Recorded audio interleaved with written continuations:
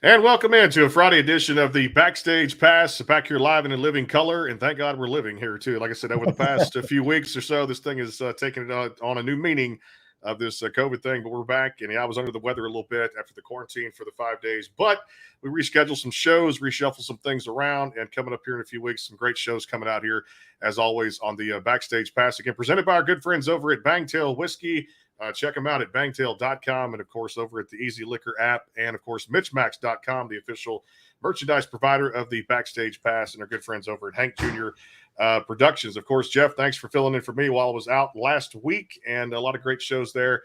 Back here with Kirsty Krause, who has a new song out today, January 14th. Be sure and go check that out and download that too. And then, of course, I always love this guy when he comes on. We're never as short for subjects to talk about because we can always talk about the past and the present.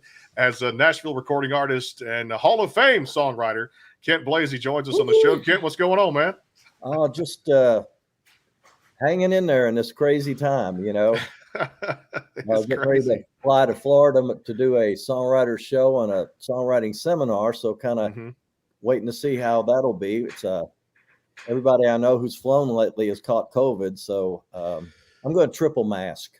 I may pass out, but you might need it because you never stop. I mean, now we have a whole new record to talk about, and it's just music that you keep putting out. And so, congratulations on Me and My Guitar record. We are very happy to have you on today to celebrate that and just get into it. Well, it's always fun. He makes it fun.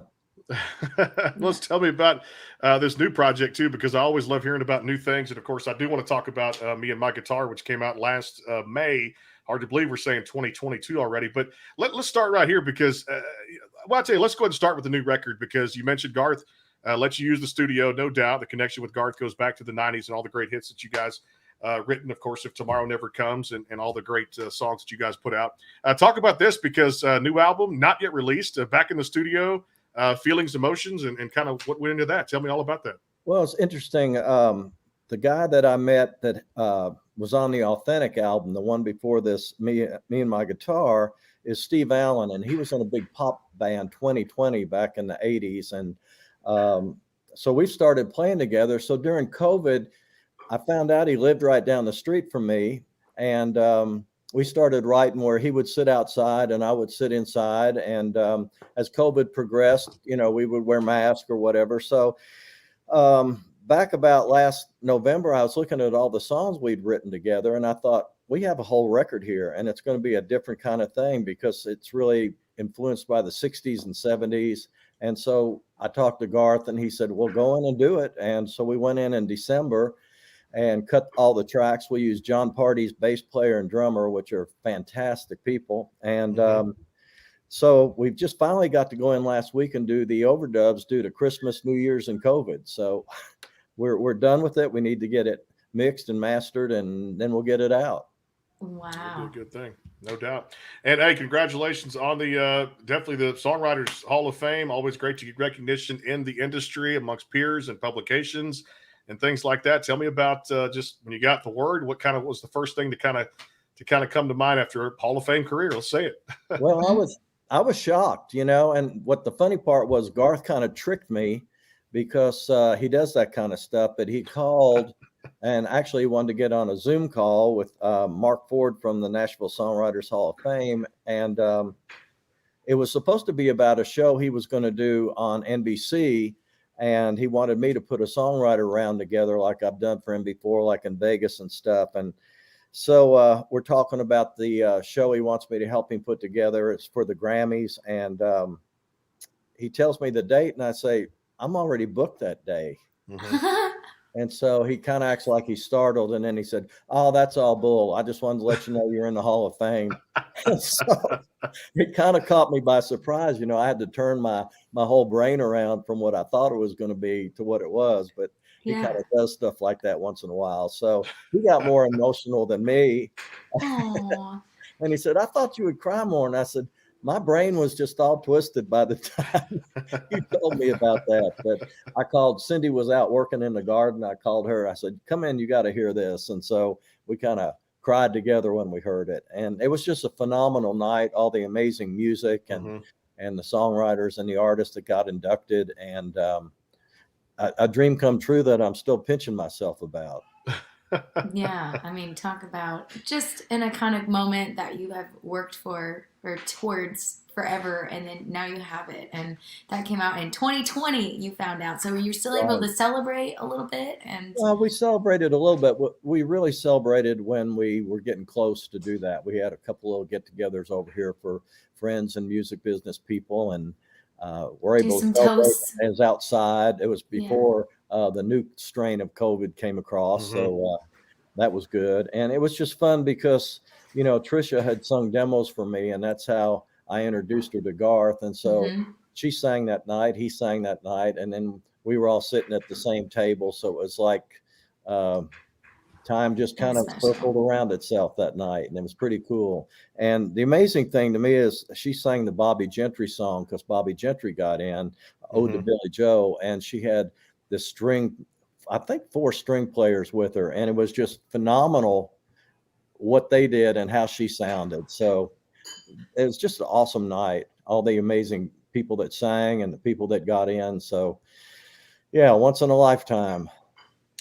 Well, I got to talk about it. Tomorrow never comes, because coming up here, another, again, we're saying 2022, but February 1st, the 35th anniversary of this spectacular tune, no doubt, that just rock country music, and the first number one you guys co-wrote of the 7 songs that were out there, no doubt, that captivated the 90s.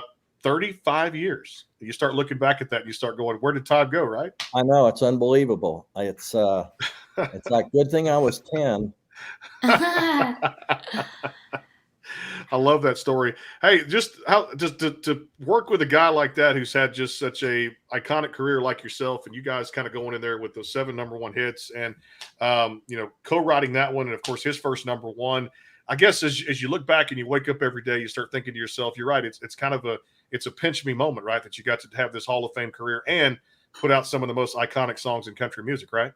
It really is, and that's kind of what the Hall of Fame thing did. It just brought it around again.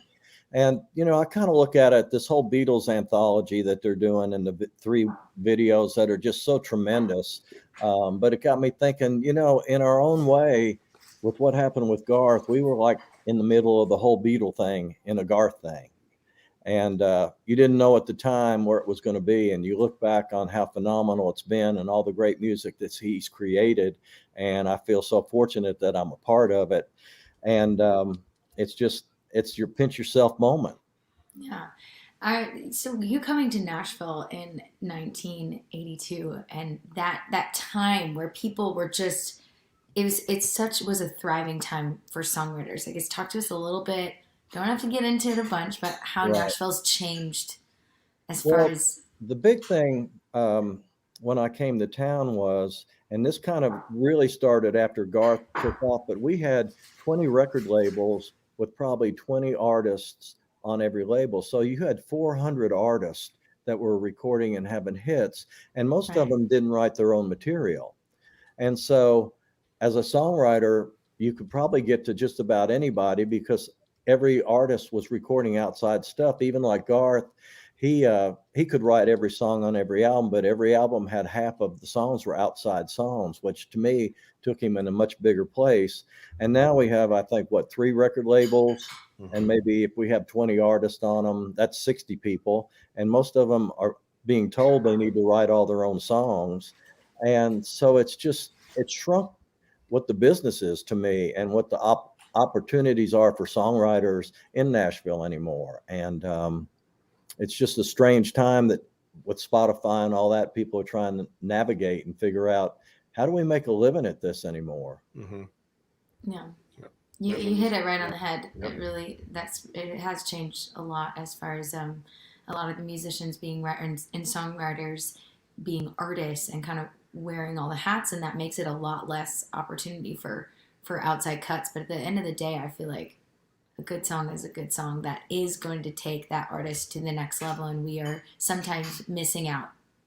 I feel like that. I feel like we're missing out some, because I go to songwriter shows, say at the Bluebird or somewhere, and I hear these amazing songs, and you know that these people aren't in the clique that's going to get the song heard by anybody.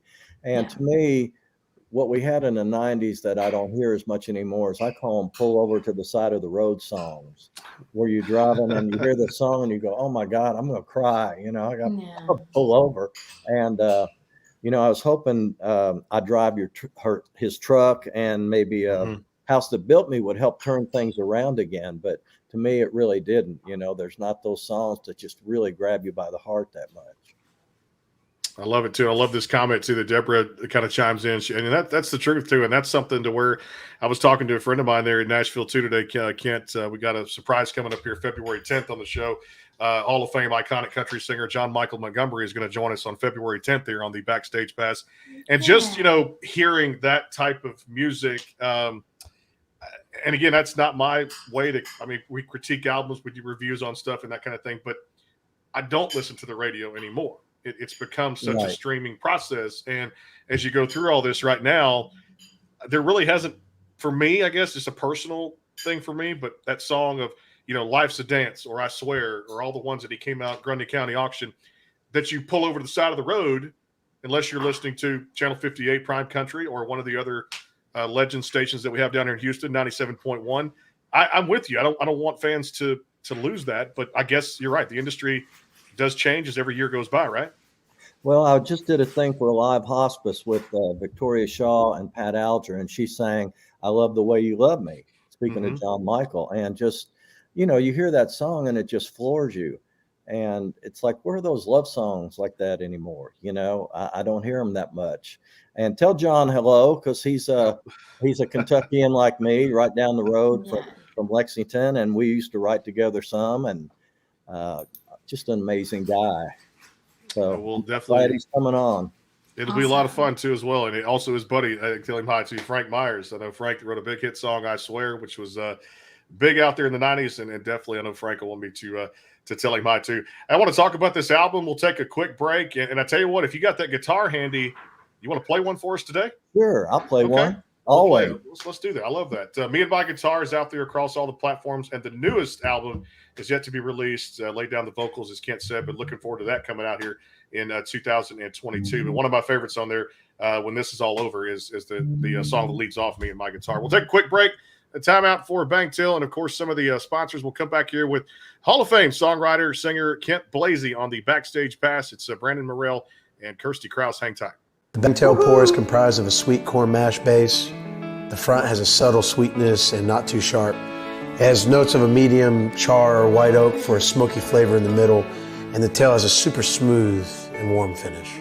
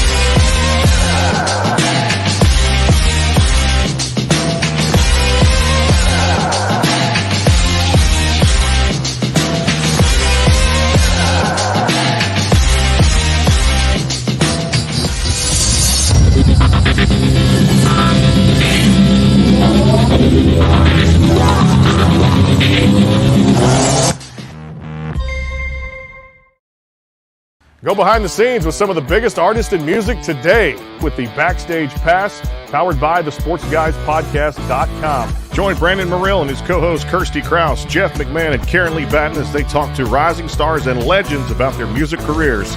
Listen to their latest tracks and learn fun facts about the men and women behind the music you love. And be sure to tune into the Backstage Pass Monday through Friday from 3:30 to 6:30, powered by the SportsGuysPodcast.com. And welcome into the Backstage Pass. And doing that here with a legend today, and Kent Blazy here on the Backstage Pass. Brandon Morrell, Kirsty Krause, again presented by our good friends over at MitchMacs.com. That way for Backstage Pass merchandise, you can check them out. And of course, Bang Till Whiskey and Hank Jr. Productions. Appreciate all they do for the program, no doubt. To go for February 10th, John Michael Montgomery going to stop by here on the show. And then January 24th, a guy that Kent's probably familiar with.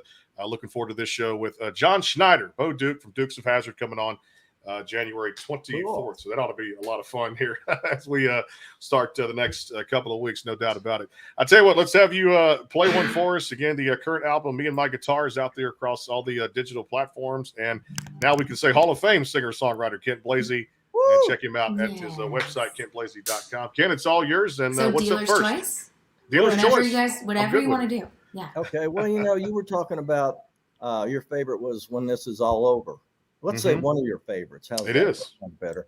And I wrote that a year ago this month, and it was kind of looking like COVID was going to be over by then, and it didn't quite happen like that. But so that kind of started me wanting to do another record, because I really didn't think I'd do one that quick after doing Authentic.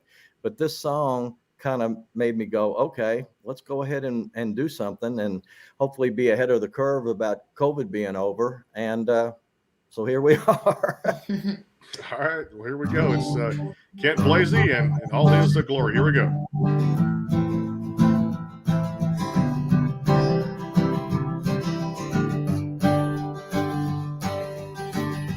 This is all over. You can hug your mother, have a beer with your brother and your friends. And this is all over. Over our shoulder we'll get back to living again. When this is all over, I can talk to a waiter, not my refrigerator or change. When this is all over, you won't hear me say it's like the movie Groundhog Day, everyone's the same. And we can let that outside world come back in. Y'all come on in and make things better than they've ever been. They've ever been, yeah.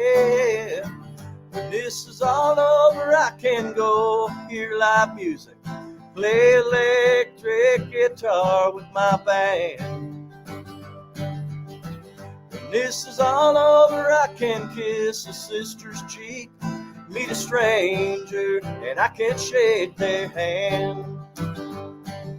And I won't know every show that's on Netflix, yeah, just might quit. And I won't let Amazon get my paycheck, my whole paycheck, yeah.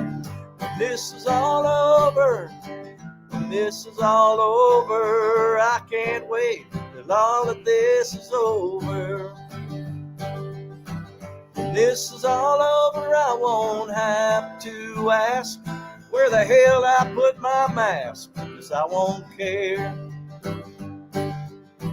When this is all over, we can celebrate birthdays and holidays with anyone, anywhere. The earth slowed down 'cause the world needed a deep breath. Yeah, it needed a rest. There were blue skies over Beijing. Let's not forget, yeah. When this is all over, when this is all over, hell, I can't wait till all of this is over. When this is all over, we'll add up the cost of the loved ones that we lost and send up a prayer. When this is all over, we can bid these crazy times a bittersweet goodbye for what we've learned these years. When this is all over, when this is all over, I can't wait till all of this is over. When this is all over, when this is all over, I can't wait till all of this is over.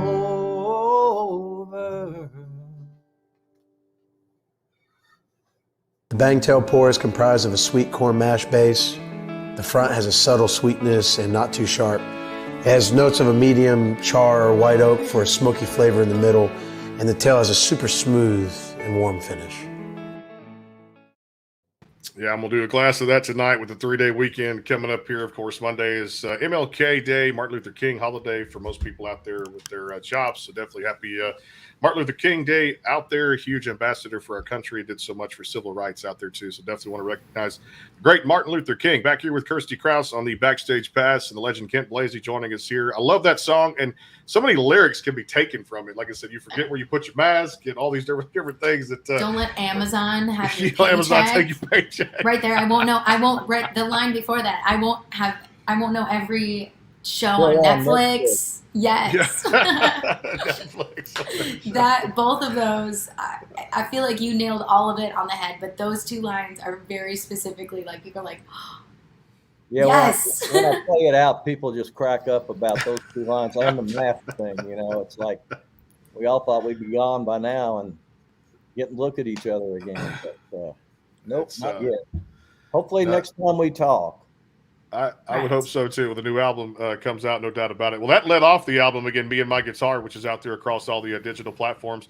I thought the third song was very interesting off of it, too, and I always wanted to ask you about when we got you back on. Nashville Strong, because definitely people know the meaning of where that came from, because Nashville's been through, hell and back, not just COVID, but other storms and things like that, and Mother Nature issues that have gone on up there, too, that people just tornadoes and things that have come out of nowhere. Give me the kind of the backstory of Nashville Strong, and a great song on the album. Well, what happened on that is I was doing a show at the Listening Room, and this girl that comes to a bunch of my shows came up and she said, this friend of mine who's here tonight, she's written this lyric, and you ought to maybe take a look at it. And it's called Nashville Strong. And of course, that interested me right then. And I thought, well, there's probably been 100 of them written because the signs were everywhere. But she just had some really cool lines in there. And so it was written more as a poem. So I had to kind of take it and turn it around and turn it into a song. But it was all kind of about that, that was right after the bombing last Christmas, and the tornado that had hit right before that. And then another tornado hit after that. This year we've had floods, and so it's just been one of those things that we keep hanging in there. And Tennessee's the volunteer state, and we really live up to that when it comes time for that. And so that kind of was how that came out. And it was supposed to be like the theme song for a Dolly Parton show that she was going to do to raise money for all the musicians who've been out of work all this time. And of course, with COVID, we can't ever get it to really come to fruition because of that. That's why I love that song so much. Hey, tell me about this story, because I wanted to elaborate a little bit on it too. And really, it's a great story. I remember you telling me this on one of the previous episodes we did about the cigarettes, the Marlboros, for an older boy kind of down the street, and in exchange for lessons on the guitar licks and stuff like that too. And you saved that weekly lunch money to buy picks and strings. Talk about just the memories that go with that too, and just the love you had for the lyrics coming to life, no doubt. Well, yeah, it's fun to look back on that. But, back when kids these days have it so easy, I think, because if they want to learn a guitar lick or learn how to play guitar or anything, you just go to YouTube.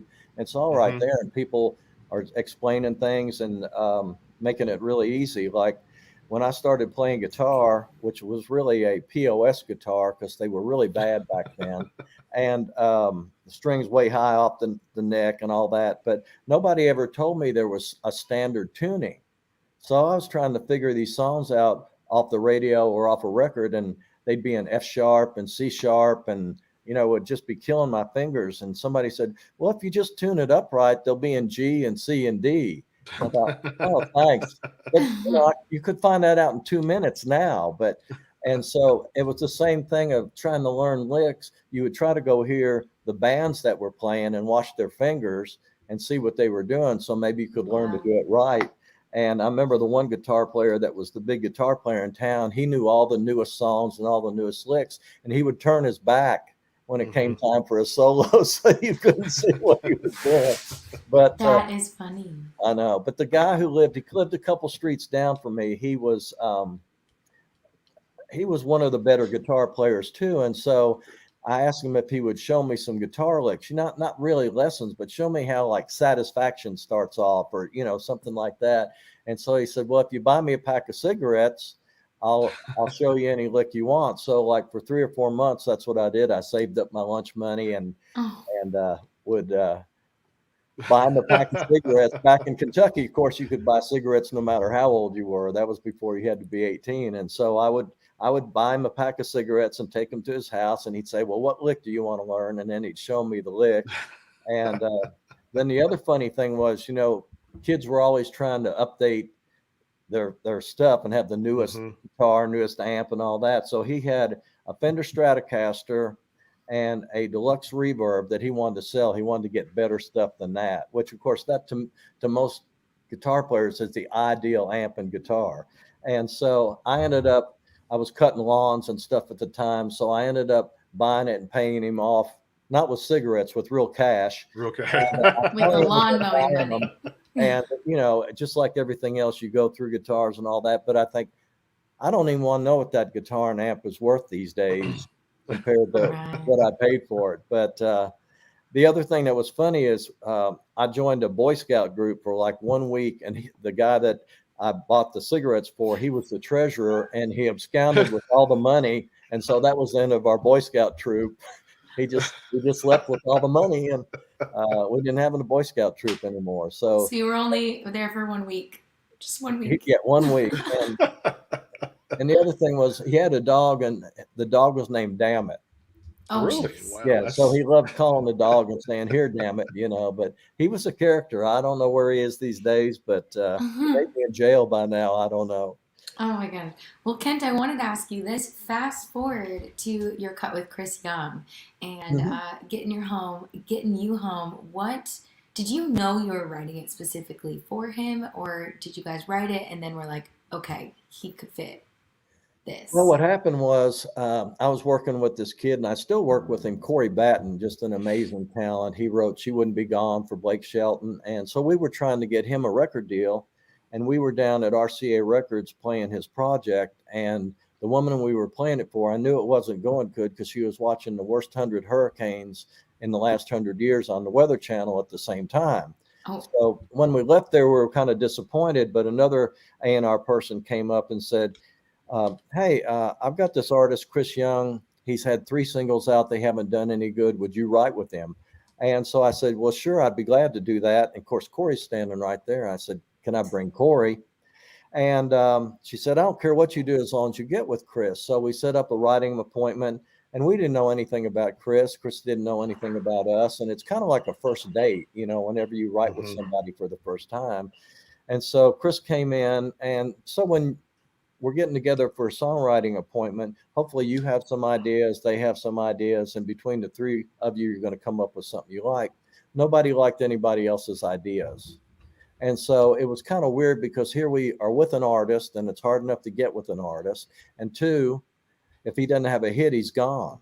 So we kind of kicked things around and nothing was going on. And so Corey is like Garth. He's a spewer. You can be working on a song and he goes in the corner and he's working on another song. So one day I was fixing him lunch, and he had his head in the refrigerator, and I heard him saying, all I can think about is getting you home. And I said, Corey, what is that? He said, I don't know. So I said, sing it into my phone. So here we are 6 months later with Chris, and we got no ideas. And I said, now, wait a minute. I've got this one idea that could be kind of a sexy thing. And so I found it and I played it. And Corey said, I love that idea. And I said, yeah, it's yours. It's yours. He's the only child, so, And so Chris said, well, we don't have anything better to write. So we just started writing it. And, then it started flowing. And the funny part was it got to walking through the front door, and none of us could come up with something clean that rhymed with door. So after a while, I said, well, how about seeing her black dress hit the floor? And Chris says, I'm too young. I can't sing that. And Corey said, well, you're just a dirty old man. And I said, well, I won't argue that. And so I said, you guys come up with something better. And they didn't. And so they finally said after lunch, well, why don't we just use that line? You know, he had standing in the kitchen with nothing but an apron on, and that was a hit. And so let's do that. So we put that in there, and we did a guitar vocal at my house with Chris singing it that day. And he took it down to RCA right away. And they called me that day and said, we love this song. Good. We want to cut it on Chris. And so they did cut it. And they called me the next week and said, we cut it. We love it. We want it to be the next single. And they said, but. And I said, well, what's the but? And they said, well, we like the title Getting You Home, but in parentheses, we want to call it the Black Dress Song. So I felt like the dirty old man got vindicated that the line ended up as the title of the song. Right.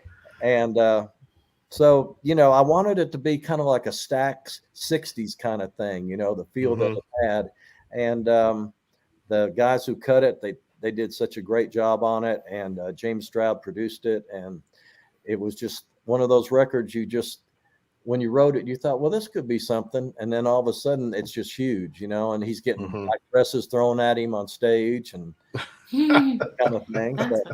They kind of went a little bit sexy with the video, from what I remember. Right. They did have a girl, and he was looking through the keyhole, and yeah, she's taking a bath or something like that. One of those all-time great country songs that live on. And I'll tell you what, he was playing down here a lot in Texas, Kent, when I saw him down there probably 5, 6, 7 years ago. When that came out, it just really catapulted the career. And he was doing a lot of the work down here for Cowboys Dance Hall, and of course the one in Dallas. And Chris was just a mainstay here in Texas, kind of just getting his music out and getting things across. And of course, when that came out, man, that really, like I said, catapulted his career. We knew he was going to be a great singer-songwriter and just a tremendous talent for Music City. His voice is so amazing, you know, that let's get some light on me. And, these computers have a mind of their own, but yeah, they do. Yeah, it's so inspirational to be sitting with somebody like Chris Young and just hearing them sing. You know, I've been so fortunate through my career to be sitting in rooms with these artists that, you know, or I remember the first time I used Joe Diffie to sing demos with me after Garth got a record deal and couldn't sing anymore. And I had my headphones on, and this voice just came through my headphones like an angel or something. And, you know, it was Joe. And I just thought, this guy's got to get a record deal. Of course, it took him another 2 years, but, you know, it's just those kind of voices that you remember. I still remember how that sounded till this day. That's cool to hear. It's man, I tell you, just gone too young, and definitely think about that man every day. And I'm glad I got to meet him one time in my lifetime at a small little music festival here in a little town called Coons, Texas. They came through, and definitely was a pleasure to see him perform live and talk about one of the greats of all time in country music. You know, back to your album, Me and My Guitar, I thought one of the ones that stood out to me on there was at the bottom of the album, The Night John Lennon Died. Talk about that one too, because people that know you grew up that small transistor radio, listening to the Beatles, of course, John Lennon, all the greats out there. How did that one come to life? Well, you know, it was I think the New York Times had an article about it when it was the anniversary, if you want to call it an anniversary. I don't like calling those kind of things anniversaries, but people were talking about what John Lennon meant to him. And it was people that didn't really know him, but knew him through the music, and then people that knew him as a friend and a relative and all that. And it just inspired that because of what John Lennon did for so many people. You know, I get kind of weird sometimes, and I start talking about, you know, I can remember as a little kid when Kennedy got assassinated in November, and it just was like 911, the same thing. The whole country was just depressed. You know, nobody had any joy. Nobody wanted to go out. And then all of a sudden in February of that year, the next year, here comes the Beatles, and they're just bringing this joy that was missing, you know, and they just pretty much changed the whole face of the music industry and the world in those 6 or 7 or 8 years that they were out there. And so it was kind of just a thank you to him for what he did for me and what he did for everybody else. And then just watching this new thing that came out on the 3 anthology about the Beatles and them in the recording studio and all that. It was just so great. You're watching Paul McCartney write Get Back. You're watching Paul McCartney write Long and Winding Road or Hey Jude in real time, you know, and my wife, who, you know, she's into music, but not like I'm into music. She's like, I can't believe it's like we're watching actors, but it's really the Beatles. And Yeah. It's just an amazing thing that they had it. And then to me, the most amazing thing was when they were up on the rooftop and they were finally playing together again after probably 5 or 6 years of not playing together again. And there was that magic of playing live with your buddies that a lot of people don't ever know what that feeling's like, but that's why I love playing so much with a band. You know, it's just an energy that you don't get just playing by yourself or even in a songwriter round most of the time. And Yeah, so no that was my thank you to John in a long-winded way of saying it. Hey, what a great song on that new album out there too. Hey, I got a special request. Would you play one more for us? And I've got actually a request from me that I just thought of today. And I said, you know, this is one of my favorite ones that came off the 2020 album, Authentic. How about we do Thanks to You? You do that one? Yeah, it's going to sound pretty weird by myself, but that's okay. Or, I mean, that's just my request. I mean, if there's something else that makes you feel more comfortable, then feel free to do that. You know, I mean, the one that I love to play because it's the latest thing that Garth and I wrote that's on that album is That Would Be Me Without You. correct. And if you don't mind, I'd play that one instead. Let's do that. Let's do it. More an acoustic thing, you know. Yeah. Let's do it. And I better practice it for this songwriting show I'm doing in Tampa this week. So Okay. Let's do it. Here we go.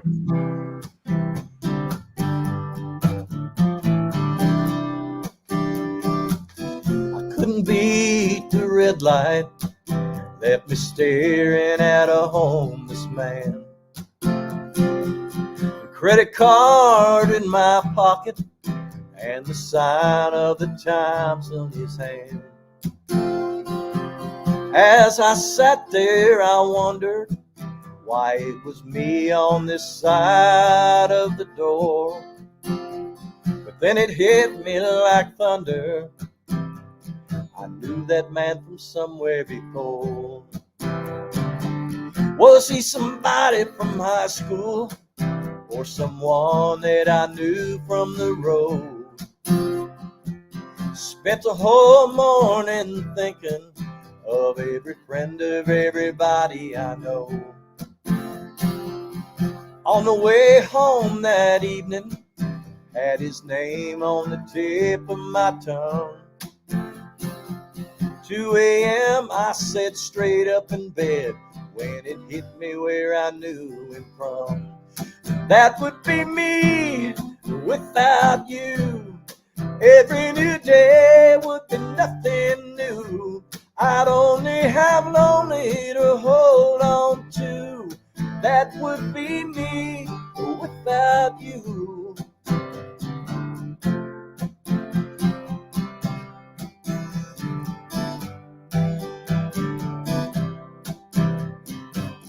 Saw a man on my TV. Oh, he looked like a regular Joe. But his story would lead me down a path that no good man would go. All his family kept asking, how could he do such an unthinkable crime? I knew he lost his woman, and from there he went out of his mind. And that would be me without you.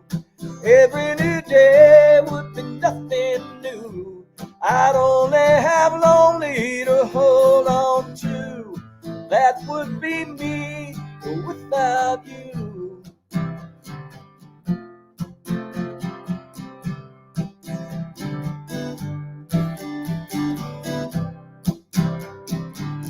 You know, he still brings her flowers as he sits there and talks all alone.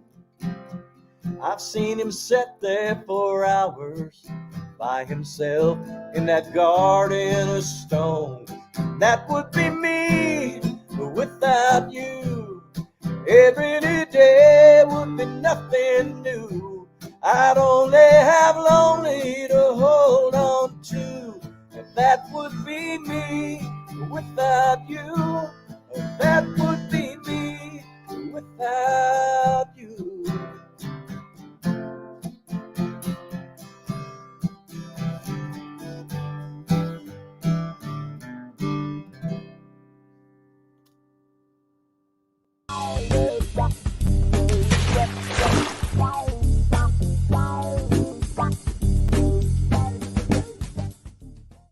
bangtail pour is comprised of a sweet corn mash base.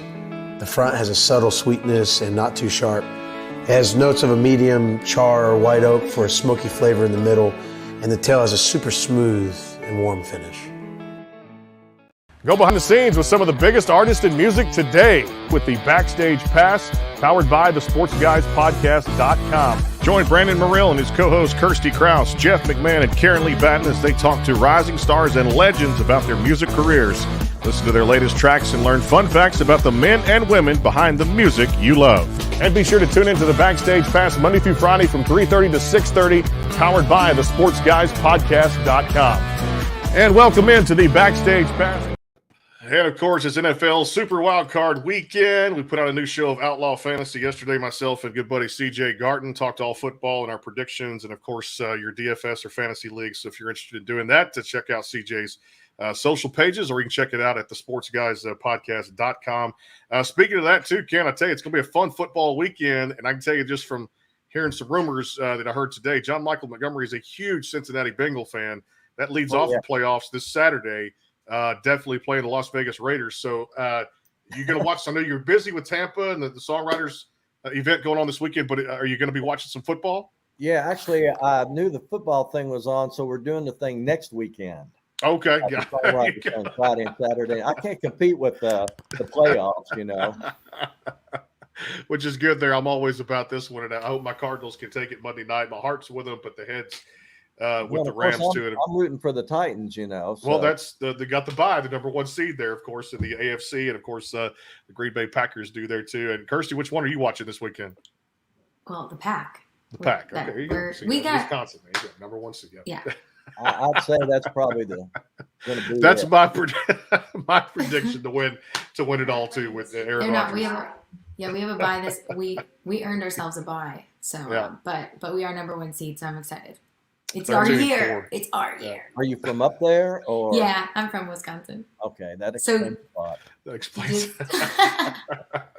And that's the funny thing is we'll see how our Dallas Cowboys do with the San Francisco 49ers there on Sunday. But always a good show to check out. CJ and I get a little ruthless on there, and that's why it's called Outlaw Fantasy too. Make some predictions. And a lot of head coaching vacancies out there that has come of it the last couple of days since Black Monday. I think there's 8 openings now in the NFL after the Texans let go of David Culley. But we'll talk more about that Outlaw Fantasy. But I love that one, Me Without You. And, of course, that's off the album Authentic, which is out there across all the digital platforms. Just so much in rich history. We've talked a lot about that today with you and Garth. And I know you guys have, this new album. I can't wait to talk to you about it. You mentioned y'all laid the vocals down.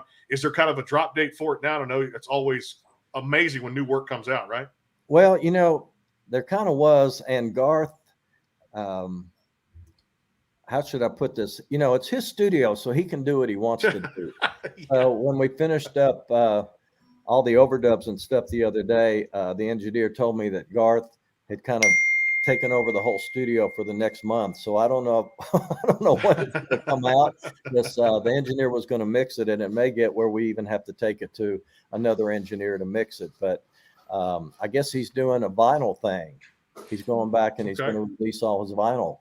And so I guess they've got to bring it up to the new specs on what everything is compared to what vinyl was in 1990 or whatever.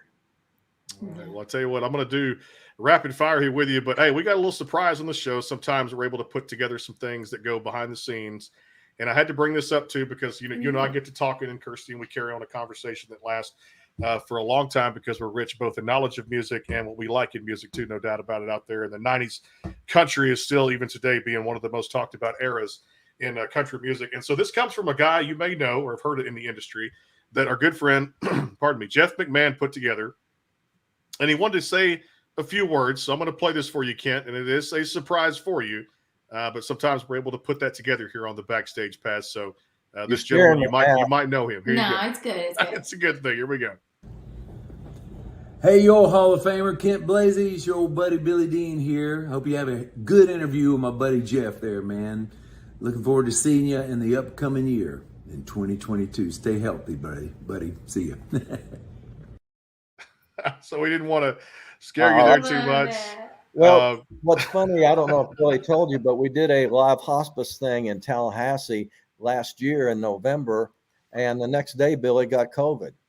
Oh, man, Just So roll the dice. I know, but what a great guy. You know, he was a demo singer for me, and we played in the band together. And I really thought if anybody was going to be a big star, it was Billy, because he was such a great singer, great performer, songwriter, and women loved him, of course, you know. And he's got swagger. He's got some. yeah, Swagger. he's just amazing. And so it was fun to play with him again. And thanks for doing that. That made my day. Oh, I have to call him and bug him about it. Jeff's got some tricks up his sleeve, and Jeff McMahon wanted me to tell you hello to the guy that has been around the music industry for a long time, does a lot for the show for us here on the Backstage Pass, and of course toured with Tim McGraw for many, many years out there too. So a lot of great ties in the music industry, no doubt. All right, I'm gonna let Kirsty lead off a little rapid fire. We did change some things, but there's some fun questions out there, and of course, you know, with the new year comes New Year's resolutions. So Kirsty, what you got?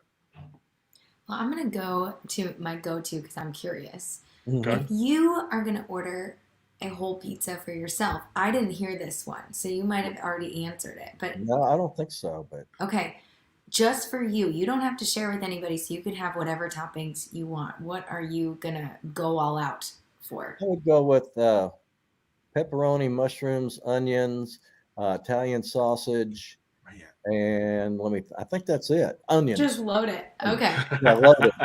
Everything but green peppers. I can't handle green peppers. Cool. See, I'm like you.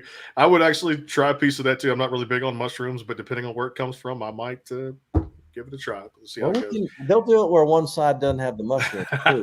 But But if I didn't have to share, it would be mushrooms. Right, you don't have to share. You don't have to share. It's just for Kid Blazy, no doubt. All right, New Year's resolutions. Of course, the new album and some things out there. Anything that you kind of either personally or professionally that you have said to yourself, this has got to happen in 22? I like to call them New Year's revolutions. Revolution. You know, I would just like to see this whole thing get behind us. You know, a friend of mine who's a doctor said every strain gets weaker. And so I'm going with that one, you know, and get us to be able to go out and play again. I really miss playing electric guitar with my band, that like in the song said. So it's great to go in the studio and get to crank up and play loud. And so I'm looking forward to doing that. And John Party's guys are kind of off, so we're trying to get it where we can do some gigs together, which would be awesome. So that's something I'm really looking for. That would be a revolution to me after 2 years of not being able to play with a band. Awesome. Okay, I'm going to do a songwriter themed. My question is, do you remember the first song you ever wrote? The title or what it was about or how old you were? I think probably the first song that I wrote after I got a guitar was a song called Cry to Me. Okay. And I got a guitar about 16. And it was country, which surprised me because I was a little rock and roller, you know, playing all the Hendrix and all that kind of stuff. But I think the Byrds going country had something to do with me writing country. And of course, country's a little easier to write sometimes when you only know 3 chords, and I only knew 3 chords. So yeah, that was probably the first one. Cry to Me. Yeah, and then the first song where I really felt like I'd written a good song was a song called Merlin, about Merlin the magician. Oh. And a lot of people in Lexington, Kentucky, where I was from, they would ask me to play it when I went out and played. And so that was really the first time somebody would request a song that I wrote. Cry to Me, you know, it was fun, and it let me know I could write songs. And from then on, you couldn't stop me. No, that's led to the Hall of Fame, no doubt about it. All right, let me ask you this one: if you get a phone call tomorrow and Kent Blazy could appear on any game show out there of his choice, which one are you picking? Wow, it wouldn't be Jeopardy, I can tell you that. Probably Wheel of Fortune. I'd be better at that because songwriters, I think, would do better on phrases and things like that. But okay. That's one of their puzzles, no doubt, is that phrase. And songwriters, I want to say there's a category for that too, that the old Pat Sajak does do it. But that's one I would pick. That's one of the most famous two doubt. I'll let you finish on the last one. What you got? All right, I wanted to ask, just this more of a sentimental rapid fire. What was your favorite moment or gift that you got for Christmas? You know, we had just been watching the Beatles thing, so my wife, thanks to Leslie Satcher, who's a great songwriter and a really good friend of mine, my wife had been trying to find Paul McCartney lyrics, and you couldn't find them anywhere. They were all sold out at Amazon and everything. And Leslie Satcher called her up one day, and there's a shopping area pretty close to us called Cool Springs, and she said, "Cindy Blazy, I found a present for Kent Blazy. It's this Paul McCartney lyric. You think he'd want it?" And she said, "I'm looking all over for it." She said, "Well, they got one here. You just better get out here. I'm putting it on hold, and you get out here, and he can have it." So That's awesome. that was just really cool to follow up with Paul McCartney after watching the Beatles. Yeah. Did you put it up in your house? I've got it right here. It's the heaviest book I've ever had. I can't read it in bed. It knocked me out. So I'm going to work my way through it once I get back from Florida. I don't even want to fly. It'd probably put my suitcase over the weight limit. So it's a heavy book. If you can find it, just pick it up in the music store. You'd be like you're working out with weights or something. He's a heavy guy. What can I say? Well, I tell you what, been doing it for decades, man. Me and my guitars out there across all the digital platforms. New album coming up here in 2022.